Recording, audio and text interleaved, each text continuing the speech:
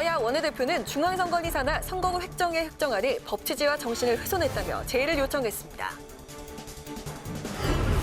대정부 질문 마지막 날 국회는 교육사회 문화 분야에 대한 대정부 질문을 진행했습니다. 어제에 이어 오늘도 정부의 코로나19 대응이 쟁점이 됐습니다.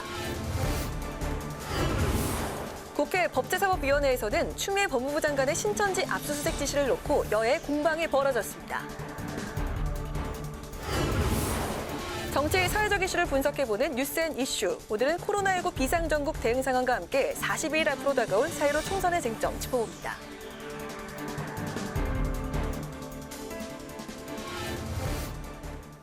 안녕하십니까. 3월 4일 의정종합뉴스 뉴스앤 시작하겠습니다. 네, 국회 행정안전위원회는 중앙선관위 산하 선거구 획정위가 제시한 선거구 획정안은 공직선거법 취지와 정신을 훼손했다며 제의 요구를 의결했습니다.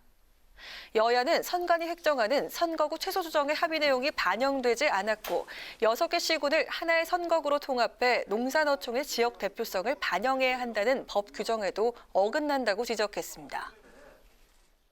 선거구 획정위원회 위원님들이 철원부터 고성까지 차를 타고 한번 가봤으면 좋겠다.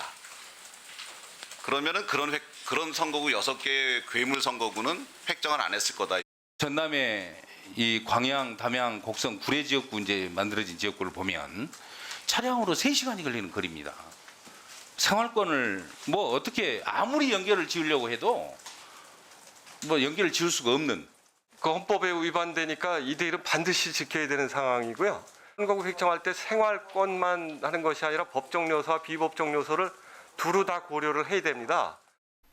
앞서 여야 원내대표도 기자회견을 열고 같은 취지의 입장문을 발표했습니다. 여야는 선관위안을 바탕으로 여야가 수용할 수 있는 획정안을 조속히 마련한다는 방침입니다. 네, 오늘 사흘째 국회 대정부 질문이 계속됐습니다. 교육, 사회, 문화 분야 대정부 질문인데요. 취재기자 연결해서 관련 소식 알아봅니다. 네, 이소희 기자. 네, 국회의사당입니다. 네, 오늘 대정부 질문에서 역시 코로나19 관련 문제가 제기됐죠? 네, 그렇습니다. 오늘도 여야를 막론하고 코로나19 관련 질문이 이어졌습니다. 네. 특히 마스크 수급 문제에 대한 질의가 집중됐는데요. 국민들이 마스크를 구매하기 위해서 현재 약국이나 우체국에서 몇 시간씩 줄을 서서 그렇게 기다리는 불편을 겪고 있습니다. 이 개인당 마스크 구입 수량을 제한하기 위해서 어제 홍남기 부총리가 의약품 안전사용 서비스 DUR 시스템의 활용을 이야기했는데요. 이 시스템을 두고 오늘 여야는 모두 우려를 표명했습니다. 여당은 DUR을 통해 마스크 중복 구매를 막는다고 해도 약국 줄서기는 막을 수 없지 않다면서 마스크 잔여량을 표시하는 시스템도 필요하다고 말했습니다. 야당은 DUR 시스템을 운용하는 심평원 측은 시스템 과부하로 당장 어렵다는 이야기를 내놨다면서 정부의 대책이 현실성이 없다고 질타했습니다. 보건복지부도 오늘 여러 실무적인 문제가 발견됐다면서 재검토가 필요하다는 입장을 밝혔습니다. 네, 신천지 강제 수사와 관련해서 추미애 장관과 야당 의원들 간의 논란이 있었죠.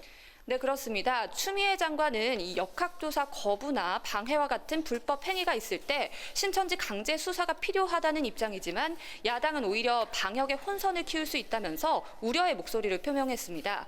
민생당 김광수 의원은 정부의 강압 수사로 방역의 핵심적인 이 신천지 신도들이 오히려 숨어들 가능성이 제기된다고 강조했습니다. 그러면서 방역에 도움을 주는 수사를 해야 한다는 검찰총장의 입장과 법무부의 입장이 다르지 않느냐면서 이 소통의 부재를 지적하기도 했는데요. 추미애 장관은 방역 혼선 문제 제기에 복지부 장관이 강제 조치를 직접 요청한 바 있다면서 부처 간 협의하에 입장을 밝힌 것이라고 해명했습니다. 네, 코로나19 사태로 지금 초중고 개학이 연기되고 어린이집도 3월 말까지 지금 휴원한다고 하는데요. 보통 문제가 아닌 것 같습니다. 네, 그렇습니다. 이 부분에 대한 대책 논의도 있었죠? 네, 의원들은 아이들의 교육과 돌봄에 이 공백이 생길 수 있지 않느냐면서 돌봄 서비스 이용이나 유연근무제 확대와 같은 추가적인 대책 마련을 촉구했습니다. 특히 긴급 돌봄과 같은 여러 대책이 마련됐어도 개학 연기 등의 이유 때문에 현재 가족들의 돌봄이 더 필요한 상황인데요. 유은혜 부총리는 가족 돌봄 휴가제나 아이 돌봄 서비스 제공을 여성가족부와 협의 중이라고 밝혔고요. 특히 10일 정도 무급으로 사용할 수 있는 가족 돌봄 휴가제에 대해서는 유급 지원이 가능한지 고용노동부와의 협의도 이어가고 있다고 밝혔습니다. 지금까지 국회의사당에서 전해드렸습니다. 네, 오늘 법사위 전체회의에서는 대통령의 수사 관여를 일체 금지하는 내용의 검찰청법 개정안과 또 추미애 법무부 장관의 신천지 압수수색 지시 등을 둘러싸고 설전이 벌어졌습니다. 김세정 기자의 보도입니다. 법사위에선 대통령이나 대통령 비서실이 검찰 사무에 관한 일체의 지시나 보고를 받지 않도록 하는 내용의 검찰청법 개정안을 두고 논란이 벌어졌습니다. 야당은 검찰의 정치적 중립을 위해 개정안이 통과돼야 한다는 입장인 반면 추미애 장관은 대통령의 책임 정치 구현을 어렵게 할 수 있다고 우려했습니다.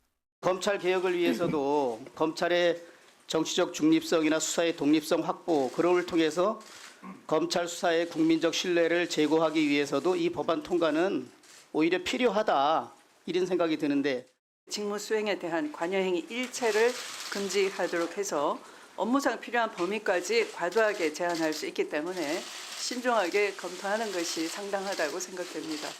여당 역시 정치적 중립성 취지엔 공감하지만 법안 처리엔 신중해야 한다는 입장입니다.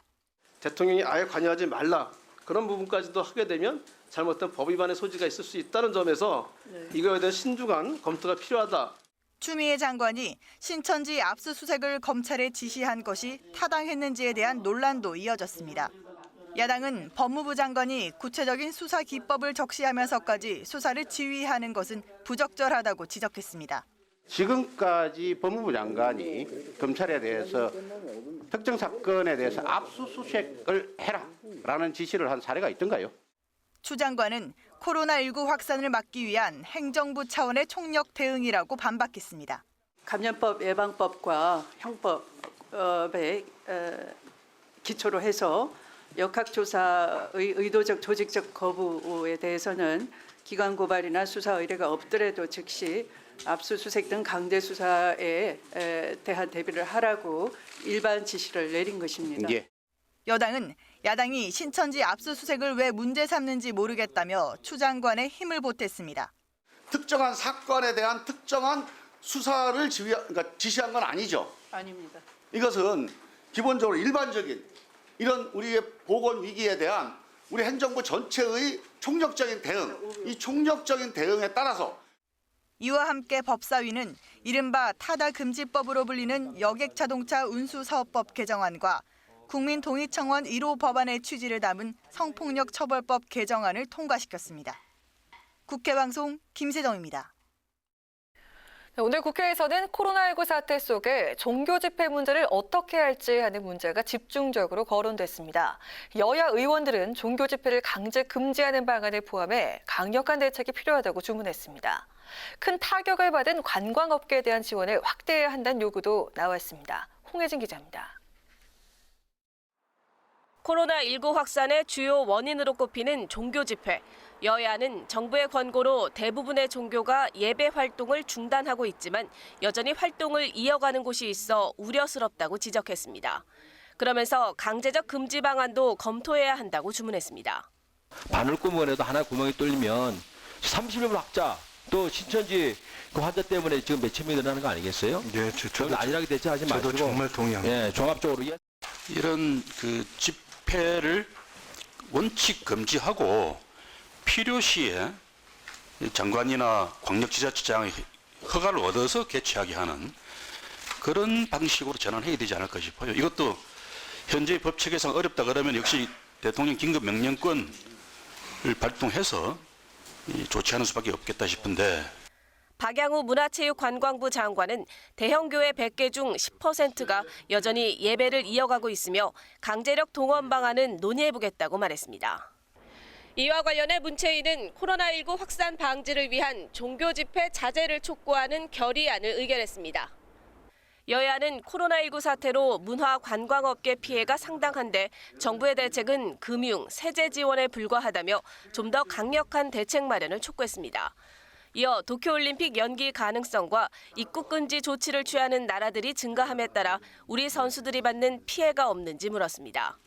박 장관은 아직 공식 연기 발표는 없고 외교부 등 관계기관, 출입국 등과 협의하며 차질 없도록 대비하고 있다고 답했습니다. 한편 문체위는 사설 축구클럽 등을 체육시설업에 포함해 어린이 교통안전관리를 강화하는 내용의 일명 태호 유찬이법을 처리했습니다. 국회방송 홍혜진입니다. 정부가 하루에 마스크 500만 장을 공급하기로 했지만 시중에서 마스크 구하기는 여전히 어렵습니다. 당정청은 마스크 수출을 당장 중단하고 주말까지 생산해서 물량을 최대한 확보하기로 했습니다. 또 미래통합당은 소상공인 지원 법안을 마련했습니다. 보도에 임채원 기자입니다. 코로나19 확산 여파로 마스크 대란이 계속되고 있습니다. 더불어민주당과 정부, 청와대는 회의를 열고 마스크 생산량을 더 늘리기로 했습니다. 마스크 수출 물량은 더 줄이고 주말에도 마스크를 생산하도록 공장을 독려하기로 의견을 모았습니다. 첫째, 생산을 최대한 늘려야 합니다. 둘째, 그래도 공급이 부족하므로 배분의 공정성을 높여야 합니다. 셋째, 마스크를 사기 위한 줄서기를 없애야 합니다. 공정하고 효율적인 마스크 배분을 위해 약국의 의약안전사용 서비스 DUR 시스템을 활용하기로 했습니다. 주민등록번호별로 살 수 있는 마스크 수량을 제한해 한 사람이 여러 약국을 돌면서 사재기하는 경우를 막자는 취지입니다. 이 밖에 당정청은 최중증과 중증, 중증도, 경증 등 확진자 분류에 따른 병상과 생활치료센터 확보와 관련해 지방자치단체의 협조를 요청하기로 했습니다. 미래통합당은 재난안전법과 감염병관리법 개정안 등 코로나 대책 관련 3개 법안을 당론으로 발의했습니다. 재난안전법 개정안은 감염병 확산으로 소상공인이 영업을 중단한 경우 고용된 근로자와 소상공인에게 소득을 지원하는 내용을 담았습니다. 또 대구와 경북 지역 등 감염병 특별관리 지역을 특별재난지역에 포함했습니다. 감염병관리법 개정안은 감염병 환자의 적절한 수용을 위해 다른 감염병 관리 기관으로 이동시킬 수 있게 했습니다. 지금은 개인적인 설득과 동의가 필요한데 이거를 강제적은 아니라 보건복지부 장관이 이 전원 조치를 할 수 있도록 그런 근거를 마련했습니다. 이와 함께 감염병관리위원회가 보건복지부 장관에게 감염병 유입이 우려되는 국가의 외국인 입국 금지를 법무부 장관에게 요청하도록 했습니다. 또 출입국 관리법 개정안은 보건복지부 장관이 법무부 장관에게 외국인 입국 금지를 요청할 수 있는 근거를 마련했습니다. 국회방송 임채원입니다. 코로나19 대응을 위한 추가 경정 예산안이 내일 국회에 제출됩니다. 정부는 오늘 대구에서 정세균 국무총리 주재로 임시 국무회의를 열고 11조 7천억 원 규모의 추경안을 의결했습니다. 추경안에는 대구 경북 지역 특별 지원을 비롯해 음압병실과 검사 장비 확충 비용 등이 포함됐습니다. 정 총리는 내일 국회 시정연설을 통해 추경안을 설명하고 신속한 국회 처리를 당부할 예정입니다. 국회 외교통일위원회 전체 회의에서 여야는 우리나라 국민에 대한 입국금지 철회를 위한 외교부의 적극적인 노력을 당부했습니다. 외통위는 국민 고통과 불편함을 최소화하고 각국 대응이 과한 부분을 축소하거나 철회할 수 있도록 외교부가 적극 나서야 한다고 강조했습니다. 한편 외통위는 오늘 회의에서 사할린 동포 지원에 관한 특별 법안을 통과시켰습니다. 법안은 사할린 동포의 영주 귀국과 정착에 필요한 초기 정착비, 임대주택 등을 지원할 수 있도록 했습니다. 네, 총선 일정이 한 달 반 이내로 들어오면서 여야의 공천 움직임도 빨라지고 있습니다. 더불어민주당은 경선 지역구 4곳을 추가로 확정을 했고 미래통합당은 김진태, 정진석 의원 등을 공천 확정지었습니다. 양윤선 기자입니다. 더불어민주당은 서울 동작을 지역구에 이수진 전 판사를 전략 공천했습니다. 이에 따라 동작을에선 여성 법조인 출신인 미래통합당 나경원 의원과 이 전 판사 간의 선후배 판사 출신 대결이 성사됐습니다. 민주당은 전략 선거구 4곳에 대한 경선도 의결했습니다. 강원 원주갑에선 이광재 전 강원지사와 박우순 전 의원이 경선하게 됐습니다. 서울 송파갑에선 문미옥 전 의원과 조재희 전 대통령 직속 정책기획위원이, 충남 천안갑은 문진석 전 충남지사 비서실장과 전종환 전 천안시 의회 의장이 맞붙습니다. 대전 대덕에선 박영순 전 대전시 정무부시장, 박종래 전 대덕구 지역위원장, 최동식 전 청와대 행정관 간의 3인 경선이 치러집니다. 미래통합당이 대구 경북 지역 후보자들에 대한 면접을 이어가고 있는 가운데 공천 발표도 계속됐습니다. 서울 양천갑의 송한섭 전 검사가 공천됐고 충남 공주부여 청양의 정진석, 강원 춘천의 김진태, 경기 파주시갑의 신보라 의원이 공천을 확정지었습니다. 미래통합당 공천관리위원회가 추가 후보 공모 지역을 발표한 것도 논란이 됐습니다. 홍준표 전 대표가 공천을 신청한 경남 양산일 지역이 추가 공모에 들어갔는데 공관위가 컷오프를 경고하면서 나동현 전 양산시장의 출마를 종용했다는 겁니다. 또 이현주 의원의 전략공천 얘기가 나왔던 부산 중구 영도도 추가 공모에 들어갔습니다. 바른미래당에서 통합당으로 이적한 임재훈 의원이 출마를 선언한 안양 동안갑도 추가 공모에 들어갔는데 이미영과 역시 바른미래당에서 이적한 이찬열 의원 둘 다 공천에서 배제하기로 했습니다. 두 의원이 패스트트랙 법안 처리에 앞장섰던 만큼 당의 정체성을 지키기 위해 공천에서 배제할 수밖에 없었다는 입장입니다. 공천에서 배제된 김순례 최고위원은 당 최고위원직을 사퇴하고 자유공화당에 합류하기로 했습니다. 통합당 공관위가 이번 주까지 공천 발표를 마무리하겠다고 밝힌 가운데 관심은 공관위가 판가리를 공언해온 대구 경북 지역 발표에 쏠리고 있습니다. 국회 방송 양윤선입니다.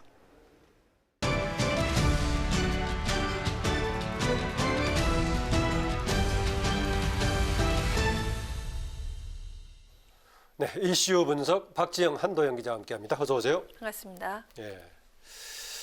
이제 총선 일정 계속 다가오는데 총선의 지역구 자체가 확정이 안 돼 있습니다. 선거구 획정 원래 법적으로는 1년 전에 하도록 돼 있는데 예전에도 40일 남기고 했었는데 어제 이제 43일 남기고 이제 선거구 획정위원회가 국회에 제출한 것 지금 국회에서 받아들이지 않기로 다시 반려하기로 했다죠? 네, 그렇습니다. 여야 3당 원내대표 오늘 국회에서 기자회견을 열고 재심의를 요구하기로 했다고 밝혔습니다. 각 당 원내대표들의 발언 먼저 들어보시겠습니다. 법의 취지와 정신을 훼손하였다고 판단합니다. 농산어촌의 지역 대표성 반영에 노력해야 한다는 법 규정을 역행하였다. 선거구 최소 조정과 구역 조정의 최소화의 합의 내용을 전혀 반영하지 않았다.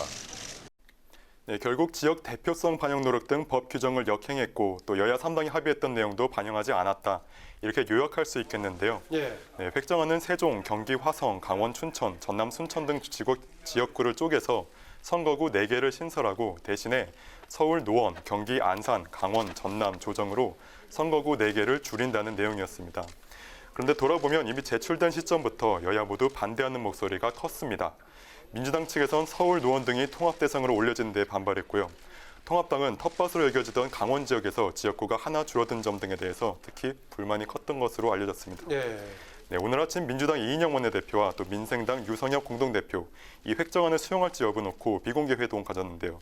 회동 직후 이 원내대표는 내일 본회의 일정 조정까지 포함해서 생각해봐야 되겠다 이렇게 얘기했고요. 민생당 유성엽 공동대표는 아침 당회의에서 획정안이 대단히 위법이다 이렇게 얘기했는데 사실 이때 이미 획정안 반려 쪽으로 가닥이 잡혔습니다. 그리고 오늘 오후에 결국 여야는 행정안전위원회 전체 회의에서 선거구 획정안 제의를 요청하기로 확정했습니다. 네, 이렇게 반려하게 되면은 여야가 합의했던 내일 본회의에서 선거구 획정안 처리가 가능하게 될까요? 네, 내일 그 시간상 물리적으로 어려울 것 같습니다. 그 모레 6일이 그 재외 선거인 명부 작성 시한인 점을 고려해 그 여야는 그 내일 본회의에서 선거구 획정안을 처리하겠다는 계획이었는데요. 그 선거구 획정위가 국회 그 재송보 의견을 받아들이지도 아직 결론을 내지 않았고요. 또 수정을 하게 될 경우에는 재송부를 해야 하고 또 여야 그 논의 과정 기간 등을 예상을 한다면 그 선거구 획정안 처리까지는 며칠 더 걸릴 수 있을 것이라는 그런 관측이 나오고 있습니다. 네, 어쨌든 간에 지금 현재 법상으로는 획정위에 이의를 제기하려면은 한 번만 하고 그 다음에는 선거구 획정위에서 보낸 것을 그냥 통과시키도록 돼 있는 거죠, 지금. 예. 네, 그렇습니다. 예. 과거에 보니까 17대 때는 37일 남기고 최종 획정하기도 했었는데 그래도 지금 이제 오늘 42일 남았는데요. 지금 며칠 더 걸릴 것 같은 촉박해 보이는데 선거 일정에는 당연히 차질이 없겠죠, 지금요? 일단은 제가 확인해 본 결과 4월 15일 그 네. 총선일에는 변동이 없습니다. 네. 다만 그 이제 말씀하신 것처럼 준비 일정이 상당히 빡빡하게 돌아갈 것으로 보이는데요. 그 중앙선관위 관계자에 따르면 그 선거구 획정안이 내일까지 처리되지 않으면 우선 20대 총선에서 적용한 선거구 획정에 맞춰 선거 일정을 진행을 하고요. 네. 이 과정에서 새 선거구 획정안이 나오면 그에 맞춰 제외 선거인 명부 등을 다시 작업을 해야 한다고 합니다. 국회는 아까 말씀하신 것처럼 매번 선거구 획정안의 법정 시한을 어겨오고 있는데요. 지난 20대 총선 선거구 획정안도 선거 전달인 3월 2일에 네. 통과가 됐었습니다. 그 중앙선관위는 선거구 획정 지연을 방지하기 위해서 20대 총선이 끝난 직후에 정치관계법 개정 의견을 냈었는데요. 여기에 그 국회의원 선거구 획정과 관련해서 지역구 국회의원 수 통보를 의무화하는 내용이 담겼습니다. 그 국회의원 선거구 획정위원회가 설치된 날부터 5일 이내에 획정의 시도별 지역구 수를 통보하되 그 통보가 없으면 직전 국회의원 선거에 지역구 수를 통보한 것으로 간주한다는 건데요. 예. 아직 관련법 개정이 반영되지는 않았습니다. 그 21대 총선을 앞두고 여야가 그 국회 쇄신 방안도 내놓고 있는데요. 이 부분에 대해서도 21대 국회가 좀 개선 방안을 찾아야 할 것 같습니다. 네, 박지원 기자, 선거구 통폐합 대상 지역의 경우에는 반발이 상당했어요. 민주당 분위기부터 전해주시죠. 네, 내 지역구가 사라지는데 반발하지 않을 후보 예. 없을 것 같습니다. 저 정도 복잡할 거고요. 예. 네, 그렇습니다. 그 민주당의 경우 그 표바신 전남에서 반발 목소리가 컸는데요. 선관위 그 획정안대로라면 서삼석 의원의 영암, 무안, 신안 지역구의 경우 그 사실상 쪼개져서 나주, 화순, 영암으로 흡수가 되거든요. 서 의원은 농어촌 지역에 대한 배려가 전혀 없다고 성토를 했습니다. 이계호 의원의 지역구인 담양, 한평, 영광, 장성은 무안, 한평, 영광, 장성으로 조정이 됩니다. 이렇게 좀 두 의원의 지역구가 겹치는 만큼 만약에 재조정이 되지 않는다면 재경선을 해야 하는 상황이 발생할 수도 있을 것 같습니다. 뿐만 아니라 그 서울 노원 지역도 가불병 3개의 선거구가 2개로 통합이 되는 그 안이 제안이 됐었는데 해당 지역구 의원들 반발이 거셌습니다. 그 고용진, 우원식, 김성환 의원은 오늘 성명을 내고 획정위가 인구 하한으로 정한 13만 6,565명보다 각각 2만 명을 초과해 노원구를 통합할 이유가 없다면서 법이 정한 그 원칙과 합리성에 전혀 부합하지 않는다고 주장을 했습니다. 네, 말씀하신 대로 통폐합 자체에 대한 불만도 있지만은 조정할 때 기존의 누구 선거구 지역구를 중심으로 조정할 것인가에 따라 유불리가 달리니까 상당히 서로 간에 논란이 있습니다. 제가 18대 획정위원으로 한번 참여하면서 이런 논란을 경험한 적이 있었는데요. 네, 한도현 기자, 지금 이제 민주당뿐만이 아니라 미래통합당에서 이번 획정위안에 대해서 반대가 잇따랐다고요. 네, 통폐합 선거구에 속한 통합당 의원들은 획정안이 국회 제출되자마자 즉각 반발했고요. 또 통합당 지도부 역시 여야 3당 기자회견 전에 열린 의원총회에서 반대 뜻을 밝혔습니다. 예. 네, 김명은 의원은 경기 안산 단원갑을 지역구로 두고 있는데요. 어제 기자회견에서 획정안을 즉시 철회할 걸 요청했습니다. 안산 시민을 희생시킨 반헌법적 선거구 획정이라고 또 강도 높게 비판했습니다. 반대 뜻을 밝힌 의원에는 이양수 의원도 있었는데요. 이 의원은 지역구 강원, 속초, 고성, 양양이 속초, 철원, 화천, 양구, 인제, 고성으로 통폐합되면 지역의 대표성이 심각하게 훼손될 거라고 만약 밝혔습니다. 이대로 된다면 최초로 지금 6개 시군이 합해갖고 그렇죠. 하나의 지금 지역구가 되는 거죠? 네, 그렇습니다. 예. 여기에 신재철 원내대표도 이 획정안 조정 수준이 좀 과도하다 이렇게 비판했습니다. 그런데 일각에서는 서울 노원같이 여권이 강세했던 지역이 통폐합 대상으로 추가되면서 내심 지도부에서 좀 반기지 않겠냐 이런 예측이 있었던 것도 사실인데요. 어쨌든 공식적으로 밝힌 입장은 안 된다였습니다. 네. 네, 심은혜 대표는 여야 교섭단체 협의를 통해서 수용 가능한 안을 논의해보겠다 밝혔습니다. 선관위가 이제 선거구 획정위가 이제 새로운 안을 제출하기 전까지 다시 한번 국회 차원의 합의안 도출을 시도해보겠다 이런 의지를 밝힌 것으로 해석이 됩니다. 네, 박 기자. 민주당의 총선 승리를 위해서는 이 과제를 꼭 풀어야 될 것 같은데요. 연합 비례정당 문제 어떻게 정리가 돼가고 있습니까? 연합 비례정당이요? 네. 이 문제 크죠? 예. 네, 그 미래통합당의 비례정당, 그 미래한국당을 대적할 방안으로 그 민주당 그 직접 비례정당 창당이 아닌 연합 비례정당으로 가닥을 잡고 명분 확보에 나선 것으로 보입니다. 그 관련된 의원 발언들이 잇따라 이제 나오고 있는데요. 오늘 민주당 강병원 의원은 한 라디오 방송에 출연해서 비례연합정당은 숙명이다 이렇게 밝혔습니다. 해야 한다 그 얘기네요. 네, 반드시 예. 해야 된다. 뭐 이런 좀 언지를 한 것 같은데요. 그 문재인 정부의 성공을 함께 뒷받침하기 위해선 의석수 과반을 넘기기 위한 협치와 연정, 연대는 피할 수 없는 과제라고 강조를 했습니다. 또 민주당 내에서는 참여 방식을 두고 다양한 시나리오를 검토하고 있다는 이야기도 흘러나오고 있습니다. 그 군소정당 비례대표를 앞에 배치를 하고 앞번호에 그리고 민주당 비례대표를 후순위에 두는 방안, 또 비례대표를 공천하지 않는 방안, 또 민주당에서 비례대표 후보를 파견하는 방안 등이 거론이 되고 있는 것으로 알려졌는데요. 각 정당이 오늘 16일까지 비례대표 그 후보 공천룰을 그 선관위에 제출하게 되어 있는 만큼 그 민주당이 이번 주 내엔 어떻게든 결론을 낼 것으로 예상이 되고 있습니다. 네, 지금 비례연합정당 관련해서 정의당의 입장이 또 하나의 중요한 지금 키가 되고 있는데요. 한도영 기자, 어제 제가 그 윤소아 원내대표 연결했을 때 뭐 상당히 비판하다가도 마지막 뒷말이 조금 애매하던데 정의당이 비례연합정당 반대해 왔었는데 좀 입장이 달라진 분위기가 있다면서요? 네, 사실 지금까지 정의당은 계속해서 이제 부정적인 입장을 내비쳐 왔는데, 근데 예. 오늘 이제 그 정의당의 그 김종대 수석 대변인이 예. 한 언론사 인터뷰에서 민주당이 기득권을 포기할 생각이 있으면 이제 논의가 가능하다 이렇게 얘기를 했습니다. 예. 여기서 이제 민주당이 기득권을 내놓는 게 무슨 뜻이냐가 이제 중요할 텐데요. 김종대 대변인은 이렇게 얘기했습니다. 연합비례정당에 민주당 의원들이 들어오면 이건 비례민주당 창당이고 미래한국당과 똑같다. 이 말은 곧 연합비례정당에 민주당 의원 비례 생각하지 마라 이렇게 읽을 수 있겠습니다. 민주당은 거기서 포기해야 된다 그런 얘기네요, 비례를. 네, 예. 그렇습니다. 예. 또 김종대 대변인은 또 민주당 최재성 의원안, 또 백낙천 전 서울대 명예교수 안이 좋다고 얘기했는데 이들의 안 역시 민주당 비례대표 무공천안, 군소정당 몰아주기 아닙니다. 네, 김 대변인은 이 부분에 이제 민주당 이해찬 대표가 입장을 분명히 하면 녹색당 같은 군소정당들과 대화를 시작할 수 있다고 말했습니다. 네, 다만 녹색당은 오늘 정치 전략적 목적의 명분 없는 선거연합에는 참여하지 않겠다고 이렇게 얘기했습니다. 네, 오늘 이슈 분석은 선거구 획정 관련 이야기하고요. 또 이제 범민주계열, 범진보계를 주장하고 있는 비례연합정당 얘기를 가지고 얘기 나눴습니다. 두 분 수고하셨습니다. 수고하셨습니다. 네. 더불어민주당은 미래통합당을 향해 박영우 복지부 장관 등 방역 컨트롤 타워에 대한 고발 철회를 촉구했습니다. 이인영 원내대표는 최고위원회의에서 비상 상황을 맞아 당분간만이라도 방역 당국을 흔드는 행동을 중단해달라며 이같이 밝혔습니다. 또 이 원내대표는 우리 모두는 방역 컨트롤 타워를 중심으로 강력하고 일사불란하게 대응해 국민의 소중한 생명부터 지켜내야 한다고 강조했습니다. 미래통합당은 오늘 미세먼지 대책 공약을 발표했습니다. 통합당은 문재인 정권의 탈원전 정책을 폐기하고 정부의 친환경 자동차 구매 의무 대상을 확대하겠다고 밝혔습니다. 또 미세먼지 감축을 위한 근본적인 대책 마련과 국제적인 협력 강화를 위해서 국회의장 산하에 미세먼지 근절 특별위원회를 구성하겠다고 약속했습니다. 박근혜 전 대통령이 옥중 메시지를 통해 보수가 미래통합당을 중심으로 하나가 될 것을 호소했습니다. 박 전 대통령의 측근인 유영하 변호사는 오늘 국회에서 기자회견을 열고 박 전 대통령의 메시지를 전했습니다.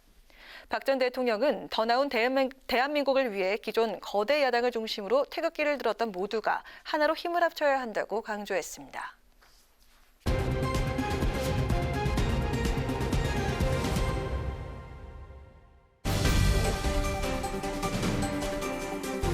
오늘의 정치 키워드 탑3 시간입니다. 3월 4일 정치면을 장식한 뉴스는 무엇이었는지 첫 번째 키워드부터 만나보시죠. 국가유공자 등록 여부를 놓고 논란에 빚어온 이만희 신천지 총회장이 국가유공자로 등록된 것으로 확인이 됐습니다. 국가보훈처는 오늘 이 총회장이 2015년 1월 6.25 참전유공자로 등록 결정됐다고 밝혔는데요. 이 같은 사실이 알려지자 청와대 국민청원 게시판에는 이 총회장의 국가유공자 자격을 박탈해달라는 청원이 올라오는 등 논란이 일고 있습니다. 보훈처는 이만희 총회장이 한국전쟁 기간인 1952년 5월부터 1953년 4월까지 참전한 것이 확인돼 국가유공자로 등록됐다고 밝혔는데요. 보훈처는 관련법상 본인 동의가 없으면 개인의 국가유공자 등록 여부에 대해서 공개하지 않는 게 원칙이지만 오늘 이 총회장이 개인정보 제공에 유선으로 동의해서 정보를 공개했다고 덧붙였습니다. 이 때문에 코로나19 확산에 책임이 있는 이 총회장이 사망 후 국가유공자로 국립묘지에 묻히게 되는 것이 아니냐는 비판이 일고 있는데요. 보훈처는 한국전쟁 참전자로 무공훈장을 받았다면 현충원에 안장될 자격이 있지만 이만희는 무공훈장을 받은 기록이 없어서 국립묘지 호국원 안장 대상이라고 밝혔습니다. 또한 이만희 총회장의 경우 코로나19 확산 과정에서 신도 명단 누락이나 예배 장소 축소 등으로 여러 지자체와 신천지 피해자들 고발이 잇따른 상태여서 수사와 재판 결과에 따라서 국가유공자 자격이 박탈될 수가 있는데요. 그러나 이미 본인의 고향인 경상북도 청도에 선산을 마련하고 성역하는 작업을 한 것으로 알려져서 국가유공자 지정 취소와 상관이 없이 국립묘지에 묻힐 뜻이 없었을 것이라는 관측도 나오고 있습니다. 자, 이어서 오늘의 두 번째 정치 키워드입니다. 지난 1일부터 대구에서 코로나19 의료 봉사를 이어가고 있는 국민의당 안철수 대표. 오늘 당 최고위원회의를 주재했는데요. 대구에 머무르고 있는 안 대표가 당 주요 당직자들과 머리를 맞대기 위해서 선택한 방법은 바로 화상 연결이었습니다. 여러 의인들이 휴가를 내고 대구로 향한다는 보도를 보면서 이 시점에서 제가 겪은 여의도가 아니라 대구라는 생각을 했습니다. 정치인 안철수가 아니라 의료인 안철수, 그리고 대한민국 국민의 한 사람인 안철수로서 조그만 힘이라도 보태겠습니다. 모두들 힘내십시오. 네, 안 대표 곧바로 의료 활동에 나서려는 듯 푸른색 반소매 수술복을 입고 마스크를 턱 밑까지 쓴 모습이었는데요. 안 대표는 대구 동산병원에서 당 주요 당직자들은 국회의원회관에서 각각 회의에 참여를 했습니다. 몸은 대구에 있지만 필요한 당무를 미룰 수가 없어서 화상 최고회를 열게 됐다는 안 대표는 직접 만난 대구 시민분들 모두 차분하고 침착했다. 엄중하지만 대구의 성숙한 시민의식에서 새로운 희망을 보고 있다고 말하기도 했습니다. 이어 전국에서 위험을 무릅쓰고 달려오신 분들이 많이 있다. 대구에서 스스로 격려하고 도우면서 희망을 만들어가는 분들을 보면서 우리가 이 국난을 반드시 이겨낼 수 있다는 확신을 갖게 됐다며 아내와 당분간 대구에서 최선을 다하겠다고 다짐했습니다. 정치인 안철수와 의료인 안철수를 오가면서 몸이 두 개라도 모자랄 것 같은 안 대표. 이에 국민의당은 오는 6일 최고위원회를 대구에서 열기로 했는데요. 의료인 안철수에 대한 국민들의 응원이 연일 이어지고 있는 가운데 정치인 안철수는 얼마만큼의 지지를 얻을 수 있을지 귀추가 주목되고 있습니다. 마지막으로 세 번째 오늘의 정치 키워드입니다. 중앙선거관리위원회가 4.15 총선을 앞두고 코로나19 환자에게 부재자 투표 방식 중의 하나인 거소투표를 활용하도록 하는 방안을 검토 중인 것으로 알려졌습니다. 거소투표는 신체 장애 등으로 투표소를 방문하기 어려운 유권자가 직접 투표소에 가지 않고 자신이 머무는 곳에서 투표할 수 있도록 한 제도인데요. 이번 총선에선 예상치 못한 코로나19 사태로 거소투표가 확대될 것으로 보입니다. 공직선거법상 신체에 중대한 장애가 있어서 거동할 수 없는 사람, 병원, 요양소, 수용소, 교도소 또는 사전투표소와 선거일, 투표소에 가서 투표할 수 없을 정도로 멀리 떨어진 곳에서 근무하는 군인, 경찰 공무원 등은 거소투표 신고가 가능한데요. 거소투표를 하려면 작성한 신고서를 주민등록지에 구, 시, 군청 또는 읍면사무소, 동주민센터의 우편으로 발송하거나 직접 제출하면 됩니다. 이번 총선의 거소투표 신고 기간은 오는 24일부터 28일까지인데요. 선관위는 코로나19 감염으로 인해 거동이 쉽지 않은 사람들에 대한 참정권 보장도 중요하지만 대리투표 등 불법행위 발생 우려도 있는 만큼 무한정 확대할 수 없다고 보고 있습니다. 따라서 전체적인 코로나19 확산 추세는 물론 환자의 형태를 병원 입원 중인 확진자, 자가격리 중인 확진자, 확진자와 접촉했거나 의심 증상이 있는 경우 등으로 분류해서 현행법상 거소투표가 가능한 대상을 판단하겠다는 방침입니다. 중앙선관위는 코로나19 사태로 인해서 선거관리 사무에 차질이 없도록 최선을 다하겠다고 밝혔는데요. 21대 총선이 42일 앞으로 다가왔습니다. 유권자들이 투표소에 갈 때 불안감을 느끼지 않도록 투표, 개표 등 선거 사무를 차질 없이 준비해야겠고요. 또 필요한 대책 역시 꼼꼼하게 마련해야겠습니다. 이상으로 오늘의 정치 키워드 탑3였습니다.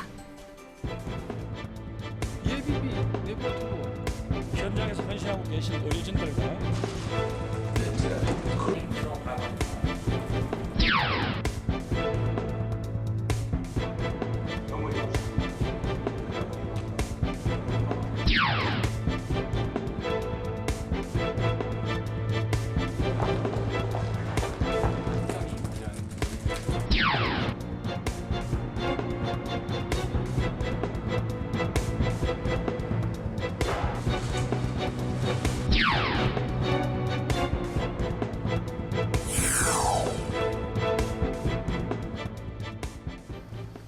네, 이번 순서는 뉴스 앤 이슈입니다. 코로나19 확산 사태로 국가적인 위기를 지금 맞고 있습니다.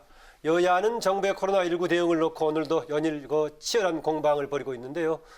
코로나19 비상정국 속의 정부와 정치권 대응 상황은 어떻고 또 42일 남았죠. 42일 남은 4.15 총선의 쟁점 무엇인지 짚어보도록 하겠습니다. 뉴스 앤 이슈와 함께하는 두 분이죠. 최진봉 교수, 장성철 소장 두 분 나오셨습니다. 어서 오십시오. 안녕하세요. 네. 오늘 대정부 질문 사흘째 마지막 날이었는데 역시 오늘 제목 명칭이야 주제야 사회 문화 교육 분야였었는데 코로나19 대응 문제 빠질 수가 없었습니다. 예상할 수 있겠지만은 방역 대책을 두고 여당은 당연히 초당적인 대응을 강조했고 야당은 정부의 대응에 대한 질타를 했는데 그중에는 추미애 장관 신천지 압수수색 지시에 대해서 또 상당히 공방 오가기도 했습니다. 이번 국회에 오갔던 공방 최진봉 교수께서는 어떻게 보셨습니까? 저는 일단 야당 입장에서 정부가 하는 정책에 대해서 어떤 비판할 수 있다고 봐요. 그거 자체가 나쁘다고 보지는 않고요. 다만 중요한 것은 지금의 이 사태 같은 경우에는 정치적인 논리보다는 방역을 어떻게 할 수 있을까에 대한 그런 부분에 접근해서 봐야 된다고 보는데 그래서 여야의 초당적인 협력이 저는 필요하다고 봅니다. 물론 협력이라는 의미가 무조건 좋다, 잘한다 이런 얘기를 하라는 게 아니고 아이디어도 내고 대안도 내면서 함께 이 문제를 풀어갈 수 있는 그런 모습을 보여주는 게 필요하다고 생각이 드는데 너무 몰아세우기만 하고 비판만 하다 보면 실적인 대안이 없는 비판을 하면 국민들 볼 때는 그런 부분들이 정말 신뢰가 있을까 하는 부분에 대한 의문도 생기거든요. 그래서 이제 야당들도 비판을 하되 대안도 제시하면서 또 협력할 부분이 있다면 협력하고 이런 부분이 필요하지 않겠습니까? 이건 지금 모든 국민이 우려를 하고 있는 코로나19 사태이기 때문에 이 사태를 잘 넘어서기 위해서 초당적인 대응이 반드시 필요한 상황이라는 생각이 듭니다. 네, 야당의 비판 기능 필요하지만 뭔가 대안과 함께 비판했으면 하는 주문을 했습니다. 볼썽사납죠. 정말 이 국난을 앞두고 저런 모습 취하는 것 자체가 국민 앞에 정말 부끄럽습니다. 야당은요, 하지만 비판을 하고 반대하는 게 존재의 이유이긴 합니다. 저는 여당의 모습에 좀 비판을 더 하고 싶어요. 왜냐하면 며칠 전이죠. 원내대표랑 정책위의장이 최고위원회 회의에 앉아가지고 자, 신천지와 특정 정당의 유착관계를 밝혀내야 된다. 이런 식의 싸움을 걸었어요. 정쟁을 한 거죠. 정말 전 이거 보고 엄청 충격을 먹었습니다. 왜냐하면 야당을 달래서 자, 우리 추경 잘 좀 처리하자. 우리 국난 극복을 해서 힘을 합치자. 이렇게 달래가면서 갔어야 하는데 기회는 이때다라고 하면서 신천지와 너희들은 유착관계가 있어. 시계를 봐봐. 이거 박근혜 시계 아니야. 이런 식으로 공격을 했습니다. 전 이거 보고 되게 좌절했고요. 과연 이런 당이 집권여당으로서의 존재 가치가 있는 것이냐라는 그런 회의감까지 들었습니다. 왜냐하면 그날이요, 바로 국군 신임 간호장교들이 목숨을 걸고 대구에 내려가서 그 병을 막겠다라고 그렇게 울부짖었던 날이에요. 그런 날에 여당의 중요한 분들이 이런 정쟁을 했다? 저는 정말 이해할 수가 없었습니다. 야당의 비판이 정쟁거리가 아니라 오히려 여당이 정쟁을 주도하고 있다라고 상당히 강하게 비판했습니다. 그러니까 그 부분, 이제 장 소장이 했던 그 부분은 동의해요. 무슨 말이냐면 신천지와 야당의 어떤 관계성을 자꾸 부각시키는 저는 바람직하지 않다고 봅니다. 그런 의혹은 있지만 그럼에도 불구하고 이런 내용들이 부각되는 것은 본질을 자꾸 벗어나게 돼요. 저는 거기엔 동의하지 않아요. 그러니까 여당도 근데 문제는 뭐냐면 그렇다고 해서 그럼 신천지에 대해서 예컨대 야당이 신천지를 옹호하는 듯한 태도를 절대로 보이면 안 돼요. 지금 상황에서는. 그러니까 그 부분은 이거는 완전히 선을 그어야 됩니다. 신천지 문제는 신천지 나름대로 우리가 접근해서 해결해야 될 문제예요. 저는 신천지라고 하는 종교 분명히 지금 과제는 남겨두고 있죠, 그게. 그렇죠. 신천지 문제. 예. 그럼요. 거기에 독특한 포교나 전도 방식과 예배 형식 때문에 확산된 건 분명하잖아요. 지금도 사실은 본인이 신천지라는 걸 드러내지 않고 그 대구에 있는 신천지 교회 예배에 참석했음에도 불구하고 그걸 나중에 확진되고 나서야 밝히는 경우도 많아요. 이렇게 되면 제대로 방역 당국이 역학조사해서 빨리빨리 처리하고 또 확진자가 생기거나 아니면 연관된 사람이나 접촉한 사람이 있으면 분리를 시켜야 되잖아요. 그런 일에 지금 제대로 협조를 안 하고 있고 명단 넘기는 것도 제대로 안 하고 있는 상황이기 때문에 제가 볼 때는 이걸 정치 권력과 정치 세력과 연관시켜서 얘기하는 건 저는 반대. 그러나 신천지 자체에 대한 조사나 수사 이 부분은 저는 필요한 영역이라는 생각이 듭니다. 예, 마스크 문제 얘기해 보겠습니다. 정말 우리 일상생활인들한테 가장 지금 다가오고 있는 건데요. 제가 어제 어느 동네 길을 가는데 뭐 끝을 알 수 없을 정도로 몇 줄로 가길래 무슨 집회 시위하는 줄 알았어요. 마스크 살려고 그렇게 줄을 서 있던데요. 저는 이 마스크 문제는 이 집권 세력, 청와대와 집권 여당의 무능력함을 드러내는 단적인 증거라고 말씀드리고 새로운 싶어요. 대책 냈는데 조금 잠재울 수 있을까요? 그런데 없습니다. 우리나라뿐만이 아니라 다른 나라들에서 심각한 문제더라고요, 마스크가. 마스크를요, 그 숫자로 접근을 하게 되면 이건 100% 실패합니다. 왜냐하면 우리나라에서 마스크가 하루에 1000만 장 생산이 되잖아요. 하지만 5,200만 명 중에 70%만 마스크를 하루에 낀다고 해도 3,500만 장이 필요합니다. 이거를 어떻게 숫자로 우리가 해결할 수 있습니까? 정부는 계속 그렇게 얘기하죠. 처음에 걱정하지 마세요. 우리 다 준비 다 돼 있습니다라고 하다가 하도 마스크가 부족하니까 송구합니다. 이러다가 결국에는요. 아껴 쓰세요. 이런 식으로 얘기했습니다. 3일에 한 번 쓰시고요. 김상조 정책실장은요.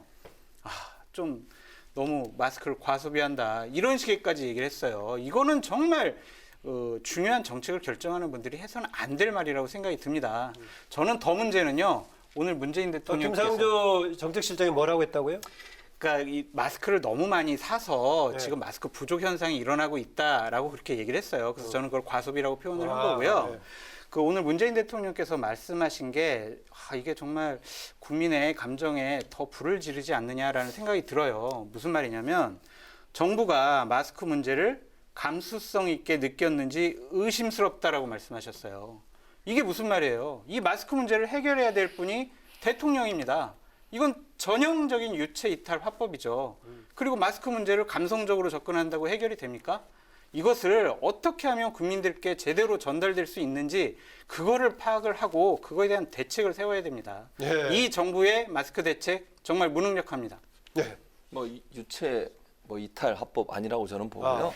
대통령이 그 말씀을 하신 건 제가 볼 때 이 정책을 위반하고 실행하고 있는 해당 부처에 대한 지적이라고 생각이 들어요. 저는 대통령이 몇 번을 얘기했습니까? 그러니까 대통령 국가 운영의 책임자로서. 그렇죠. 국가 운영의 책임자로서 국민의 어떤 그 필요성을 제대로 채워주지 못한 부분에 대한 미안함도 포함되어 있다고 보고요. 또 실제 정책을 하면서 뭐라고 계속 얘기했으면 직접 현장에 가서 확인해 봐라.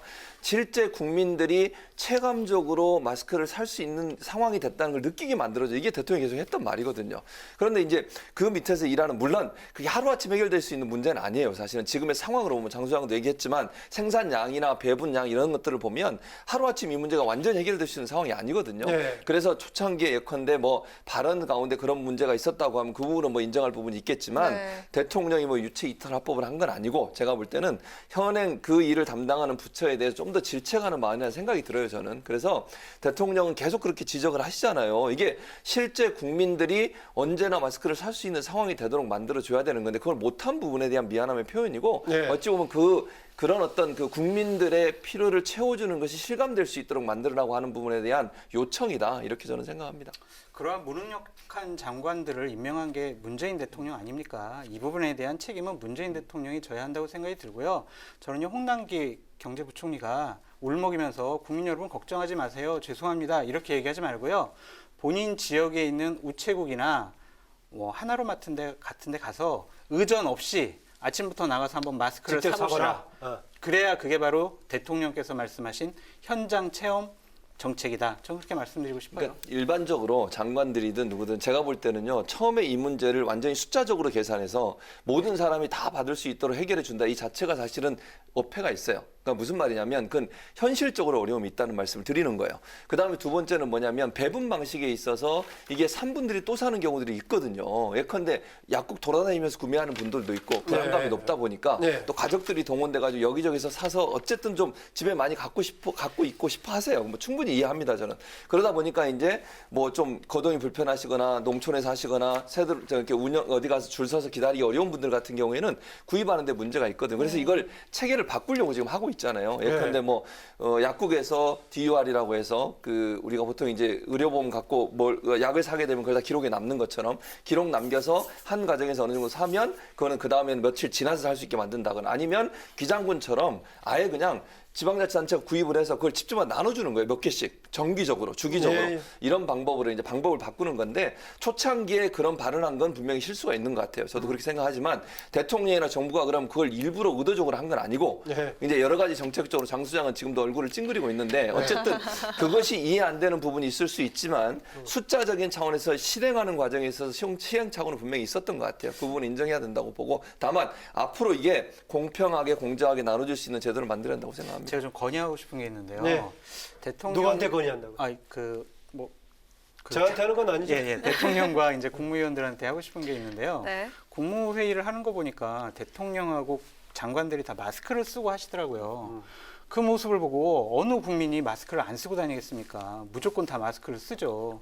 근데 하지만 얘기를 하잖아요. 시각청장 같은 분은 뭐 면 마스크 써도 된다. 빨아서 써라. 3일에 한 번씩 써라. 그러는데 대통령이나 국회의원들 다 회의할 때부터 마스크를 쓰거든요. 그 모습은 국민들에게 감성적 공포감을 준다고 저는 생각을 합니다. 그렇기 때문에 그분들 다 손 소독하고 다 열재잖아요. 병은 없잖아요. 그러니까 그분들부터 마스크 좀 벗었으면 어떨까라는 고민스러운 부분이네요. 그렇죠. 왜냐하면 또 그러면 장 소장은 그렇게 생각하지만 야당에서 또 비판할 거예요. 왜 그거 국민들이 다 보고 있는데 본인들은 마스크 안 하면서 국민한테 마스크 하라고 하느냐. 그러니까 모든 그 야당의 대표나 이런 분들이 장 소장 같으면 좋겠어요. 저는. 지금 지난번에 전북도 그 교육감이 마스크 안 써도 된다고 얘기했다가 그것도 얼마나 질타를 당했습니까? 그러니까 일부에서는 또 그런 관점으로 보는 분도 있는 것 같아. 솔선수범해야 되는 공무원들이나 고위공직자들이 마스크 쓰는 것도 보여줘야 된다. 시장 갈 때 마스크 안 썼다고 또 논란도 있었잖아요. 그러니까 이게 양쪽 의견이 다 있다 보니 정부 입장에서는 당연히 뭐 국민들도 보고 있고 또 정부도 그렇게 방역 대책 마스크 잘 쓰고 손 잘 씻어라 이렇게 지금 홍보를 하고 캠페인을 하고 있으니 모범적인 모습을 보여준다는 차원에서도 아마 그렇게 이제 대통령이 국무위원들은 쓰는 것 같습니다. 네, 신천지 이슈를 다시 한번 짚어보도록 하겠습니다. 통합당은요, 여권이 코로나19 확산 사태 모든 책임을 신천지로 떠넘기려고 한다고 강도 높게 비판하고 있는데 어떻게 보십니까? 그러니까 저는 아까도 잠깐 그 얘기를 언급해드렸는데 이거는 정치적인 문제하고 별개로 봐야 된다고 봐요. 그러니까 아까 제가 또다시 한 번 더 언급해드리면 신천지와 정치 세력 간의 결탁 이런 부분들은 지금 논의할 문제는 아니라고 저는 생각해요. 그런데 신천지에서 강도 높은 조사를 해야 되는 이유를 제가 말씀드려볼까요? 신천지는요, 절대로 스스로 알아서 본인들의 실체를 드러내지 않습니다. 그건 여러 가지 증거를 통해서 이미 다 밝혀졌어요. 예컨대 몇몇 지금 그 공직에 일하는 분들도 있었잖아요. 센터에서 일하는 센터장도 팀장도 그랬죠. 교도관도 그랬죠. 그다음에 다른 여러 공무원들도 본인들 죄송합니다. 본인들이 실제 확진돼서 나오기 전까지는 본인이 신천지 신도였다는 것도 예배에 참석했다는 건 전혀 밝히지 않았어요. 이런 상황에 선의에 기대서 신천지 교인들이 알아서 모든 걸 다 밝힐 거다? 저는 그렇게 믿어지지 않습니다. 그래서 이거는 어느 정도 투명하게 정보가 공개되지 않는 상태에서는 공권력이 개입할 수밖에 없다. 그래서 이 문제는 질병을 어떤 감염병을 막기 위해서 우리 국민의 안전을 보호하기 위해서는 어떤 형태로든 투명한 정보 공개가 안 되는 어떤 단체에 대해서는 공개를 할 수 있도록 만드는 수사력은 반드시 필요하다고 봅니다. 네, 또 여권이 신천지와 통합당을 또 엮으면서 총선을 앞둔 네거티브에 열을 올리고 있다. 이런 주장도 나오고 있는데 어떻게 보십니까? 그렇죠. 그런 부분은 되게 미래통합당으로는 아픈 부분이에요. 그렇기 때문에 월요일 날 당명 또 시계 뭐 이런 논란도 같이 곁들여져 있고요. 그러니까 당 로고를 또 이렇게 돌려보면 이만희 그 총교주 이름과 같다. 이런 식으로도 공개를 해요. 저는 그건 못 봤습니다만. 그 인터넷에 상당히 지금 회자되고 있습니다. 그러니까 그런 것들은 당연히 지금 신천지랑 미래한국당이랑 미래통합당하고 연관돼 있다면 이 총선이 엄청난 불리하잖아요. 그렇기 때문에 그걸 끊기 위해서 이제 미래통합당에서도 신천지 공격을 하고 월요일 날 명예훼손으로 검찰이 고발했습니다. 예, 그 정도 마무리하고 총선 얘기 좀 해보겠습니다. 오늘 전해온 소식인데요. 박근혜 전 대통령의 측근이라고 얘기하는 유영하 변호사, 박근혜 전 대통령의 옥중 메시지다 이렇게 전해온 것 중에 하나가 지금 이제 거대 야당을 중심으로 힘 합쳐달라 이렇게 얘기했는데 이건 장 소장께 제가 먼저 질문 드릴게요. 이 메시지에서 거대 야당 얘기하는 거면은 통합당이라고 볼 수 있겠죠? 그렇죠. 미래통합당이죠. 그러니까 이게 저거 되게 박근혜 전 대통령께서 그 적절한 시점을 한번 좀 보고 오늘 얘기한 것 같아요. 왜냐하면 그리고 그게 영향을 미칠 거라고 보십니까? 저는 엄청난 영향을 미칠 거라고 보여집니다. 왜냐하면 어제 친박신당 또는 자유공화당, 무슨 한국경제당 이렇게 보수 우파를 분열시킬 수 있는 정당들이 창당이 됐어요. 창당하겠다고 했죠. 서청원 의원 등도 포함해가지고. 그렇죠. 그랬는데 오늘 그 얘기를 하면서 자, 큰 정당으로 다 이렇게 통합을 해라 이렇게 말씀하신 것은 결국에는 이러한 친박신당이나 자유공화당 같은 경우에는 존재의 가치가 이제 없어져요. 왜냐하면 본인들은 박근혜 전 대통령이 우리에게 메시지를 보낼 거다. 그리고 우리는 박근혜 대통령의 석방을 위해서 노력하는 당이다. 그렇기 때문에 우리는 박근혜 당이다. 이런 식으로 했는데 박근혜 전 대통령은 난 너희들하고는 관심 없고 총선 승리를 위해서 통합을 해라 이렇게 얘기한 거기 때문에요. 홍문정 의원의 경우에 박근혜 전 대통령의 메시지를 받아서 앞으로 움직이겠다라고 했었는데 그렇죠. 일주일 동안 기다렸는데 안 주셨잖아요. 그런 부분을 되게 기대를 했었는데 그래서 저는 이 총선에서 보수 우파의 정당의 분열이라는 불확실성이 제거가 됐다. 그래서 미래통합당엔 대단한 호재다. 그렇게 말씀드리고 싶습니다. 영향을 미칠 거라고 보십니까? 저는 부정적인 영향을 미칠 가능성이 있다고 봅니다. 왜냐하면 지금 이제 장 소장 얘기하셨듯이 그렇게 전망할 수도 있지만 반대로 얘기하면 자 바른미래당에서 그쪽으로 통합해서 넘어간 분들이 있습니다. 그분들 같은 경우에 과연 그럼 지금 자유공화당이라고 합쳐서 이제 이름을 만들었는데 이분들과 통합하는 걸 반길까요? 저는 거기에 또 반발이 있을 거라고 봅니다. 또 미래통합당 안에 있는 분들 중에도 이 부분에 대해서 부정적인 생각을 갖고 있는 분도 분명히 있을 것이고요. 또 자유공화당도 물론 박근혜 전 대통령을 전적으로 따르기 때문에 그 메시지에 영향을 받을 수는 있겠지만 이 들어오는 조건으로 또 바른미래당 출신들의 얘기를 또 꺼낼 가능성도 충분히 있어요. 그러니까 공천 과정이든 아니면 통합 과정에서 이 문제가 아주 스무스하게 자연스럽게 넘어가기보다는 여러 가지 논란을 불러일으킬 가능성이 있다는 점. 또 실제 총선에 나가는 사람들 입장에서는 박근혜 전 대통령의 메시지를 통해서 통합이 이루어지면 그것이 탄핵의 어떤 문제 또 책임 문제까지 거론되는 이슈화될 가능성도 있기 때문에 그것이 반드시 긍정적으로 영향을 미칠 가능성이 있다고는 보지 않습니다. 객관적인 분석인지 아니면 희망사항인지 서로 모르겠습니다. 얘기하십시오. 근데 제가 봤을 때는 그 친박 신당이나 뭐 자유공화당하고 미래통합당이 합당할 일은 전혀 없어요. 그래서 이번에는 완전히 선긋기를 하고 박근혜 전 힘을 실어주는 차이만 있을 뿐이지 당은 그대로 간다. 그렇죠. 그래서 박근혜 대통령을 여기는 극복하자고 그다음에 벗어나자고 하는 거기 때문에 이 당과의 합당은 있을 수 없는 일입니다. 전 그렇게 전망합니다. 그런데 극복하는 메시지가 아니라 같이 가는 메시지를 주기 때문에 부정적이라고 보는 것 같은데요. 같이 가게 되면은 당연히 미래통합당으로서는 선거에서 불리할 수밖에 없고요. 그 여당에 유리한 구도가 잡힐 겁니다. 봐라, 너희들은 통합해봤자 결국 박근혜 당이야. 그 최순실 당이야라고 공격할 거거든요. 그것을 공격당할 정당이 아니라고 생각이 듭니다. 어떤 기제로 갈지 좀 보겠습니다. 민주당 관련해서 질문 좀 드리도록 하겠습니다. 민주당이 결국 비례대표용 연합정당에 합류하는 방안을 본격적으로 검토하기 시작했는데요. 이 민주당 연합정당 참여 어떻게 보십니까? 저는 될지 안 될지 아직 모른다고 봐요. 이게 확실히 될 거다 이렇게 생각해요. 그래야 시간이 올수록 좀 기우는 느낌을 주긴 하던데요. 주긴 하죠. 근데 이제 두 가지 선택이 있다고 저는 보거든요. 지금 시민사회단체 쪽에서 이미 띄웠습니다. 창준이 등록까지 했죠. 그 당에 들어갈 가능성은 저는 낮다고 봅니다. 1차적으로. 왜냐하면 그거는 명분이 없어요, 사실은.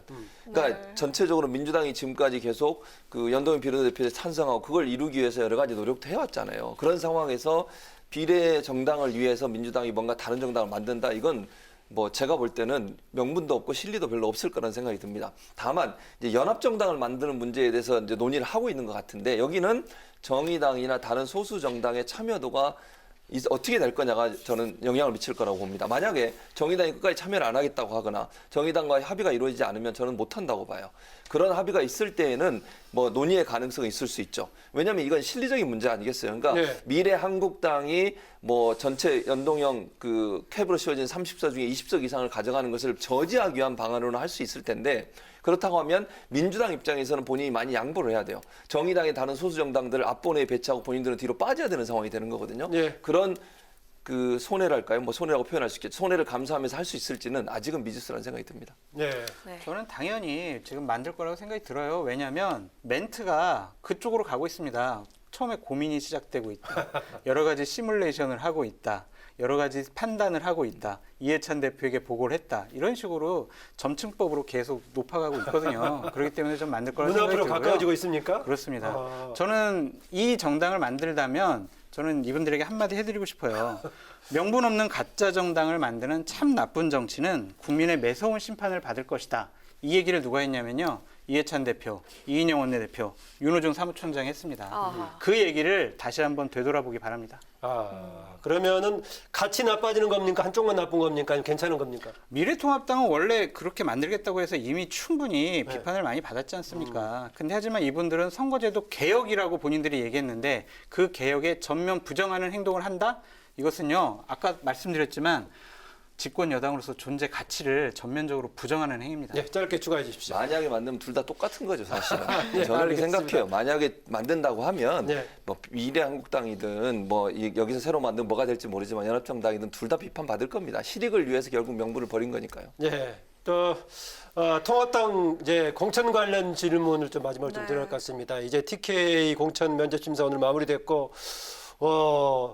재공천되는 사람보다 탈락한 사람들이 많을 거라는 예상도 되고 있고요. 또 하나 이제 PK 지역에서 이현주 의원 지역구를 둘러싼 여러 가지 논란도 있는데 그 지역 사정을 좀 알 것 같은데요.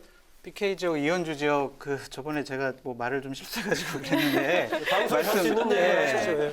그 추가 공모를 했고요. 예. 오늘 추가 공모로 한 명이 신청을 다 했답니다. 그 중영도구에. 네. 그래서 공간이 추가 공모 신청하면 그 사람 될 가능성이 좀 있나요? 그러기 위해서 이제 공모를 받는 거죠. 그러니까 추가 그러면 기존에 있던 곽모 씨라든가 이현주 의원은 아닌 제3자가 될 가능성이 있다. 컷오프고 추가 공모 한다는 얘기는요. 공관위원장이나 공관위원이 미리 연락을 합니다.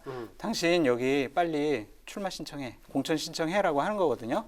근데 지금 그 유력시 되는 분이 옛날에 김용호 의장님께서 그 같이 있었던 비서관, 그 비서관을 이제 주려고 그런 일을 한 것 같아요. 그래서 지금 영도가 어마어마하게 시끄럽고 지금 난리가 아닙니다. 그래서 이 지역은 곽규택 위원장 같은 경우에는 무조건 무소속 출마하겠다고 했거든요. 예. 그래서 분열된 상태로 치러질 가능성이 높다라는 생각이 들고요. 예. TK 공천 열어봤을 때 어떤 파장일 것 같습니까? 여기도 되게 흉흉한 소문이 많아요. 저번에도 말씀드렸는데 기본적으로 그 공관위에서 몇 명을 찝어가지고 너 여기 줄 테니까 공천 신청을 하라고 이미 다 연락이 됐고 신청을 지난번에 했어요. 사전 유출했던 그 방향대로 결정이 날 것 같습니까? 그렇습니다. 그보다 더 납니다. 지금 뭐 저번에 5명이라 얘기 드렸는데요. 거의 90% 이상 날린다고 얘기를 했고요. 네. 저는 문제가요. 여기에 빼는 것, 물갈이하는 것, 컷오프하는 것 좋은데 정말 누가 봐도 공정하고 제대로 된 인물을 채워 넣는 것이 훨씬 중요하다. 자칫 잘못하면 김용호 공관위원장의 지금까지 일을 잘하셨던 그 부분이 완전히 비판받을 수 있다. 그런 걱정이 좀 듭니다. 최근에 한국당의 공천 흐름은 어떻게 평가하십니까? 그러니까 지금 현재 공천 흐름을 보면 뭐 전반적으로 잘했다는 평가가 많이 있긴 한데 몇몇 군데 예컨대 이현주 지금 얘기가 나오고 있는 영도 지역구가라든지 이런 부분에서 약간의 이제 논란이 있잖아요. 그러니까 김용호 위원장이 개인의 어떤 사심이 들어간 게 아닌가 하는 이런 비판을 받게 되는데 결국 저는 이렇게 생각해요. 아무리 잘해도 한두 군데서 이렇게 문제가 생기면 그게 비판이 되거든요. 그러니까 전체가 무너져 버려요. 그래서 원칙을 잘 지켜야 된다. 그러니까 지금 이제 장 수장이 예언했던 것처럼 예측했던 것처럼 그렇게 된다고 하면 이건 비판의 대상이 될 수밖에 없잖아요. 공관위원장이 그렇게 사심 안 하겠다고 하고 공정하게 하겠다고 했는데 실제로 봤더니 본인과 연관된 사람이 거기에 전략 공천이 됐다. 다른 사람을 컷오프 시키고 이렇게 돼버리면 아무리 잘한 것도 다 같이 욕을 먹게 되는 겁니다. 그래서 그런 태도는 바람직하지 않다고 봅니다. 통합당 관련해서는 최근까지는 김용호 공관위원장이 상당히 잘했다는 평가가 가능할 수 있는데 혹시 최종 국면에서 본인의 사심이 반영되는 결과가 나온다면은 후유증을 남길 수도 있다. 이런 평가를 오늘 마무리하겠습니다. 두 분 고맙습니다. 고맙습니다. 네, 지금까지 최진봉 성공회대 교수, 장성철 공감과 논쟁 정책센터 소장과 함께했습니다. 네, 저에게 경칩이 내일 반짝 꽃샘추위가 찾아오겠습니다. 서울의 아침 기온이 여가 3도까지 뚝 떨어지고 낮 최고 기온도 7도에 머물겠습니다. 특히 내일은 찬바람까지 불면서 체감온도는 더 떨어지겠습니다. 따뜻한 옷차림으로 건강관리 잘하셔야겠습니다. 네, 오늘 뉴스는 여기까지입니다. 의정 소식을 가장 정확하고 바르게 전해지는 뉴스엔 내일도 함께하겠습니다. 시청해 주셔서 고맙습니다.